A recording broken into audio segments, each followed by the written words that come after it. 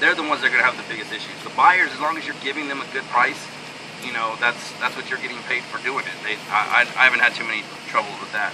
It's the sellers that I don't want knowing what I'm making. What's the title company name again? Providence Title. If you talk to me when we get to the office, I'll see if I can find their number for you. Yeah, so it definitely makes things a lot easier when you use a split HUD or or a blind HUD, because that way you don't have to do the double closing. That'll save you $1,500, $2,000 right there on every closing. And then once you close on it the first time, then you have to make sure they're going to close on the second closing. So it relieves a lot of stress that way. A lot of them won't. A lot of them, you know, they get scared of a lot of stuff. You know, they've had so many issues in the past. Some of them will do double closings, but they make you own it a week so that they can like get the recorded deed back and make sure that you are the owner on title and stuff like that. So there's a whole lot of contingencies on that. Yeah, and it also depends on like who the seller is and who the buyer is, right? So the buyer's not getting any kind of loan like just cash. You know, a lot of title companies will do that.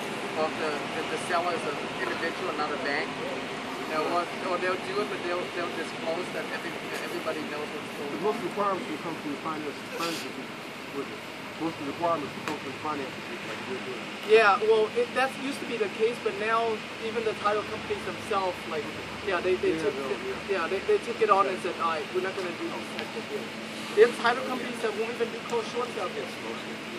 It's just like they prefer not to do riskier deals, so it depends on the risk level. You know, title companies, they're owned by like guys like me and you, right? And so it's up to the owner of how, you know, how much risk you want to take or not. Yeah, exactly.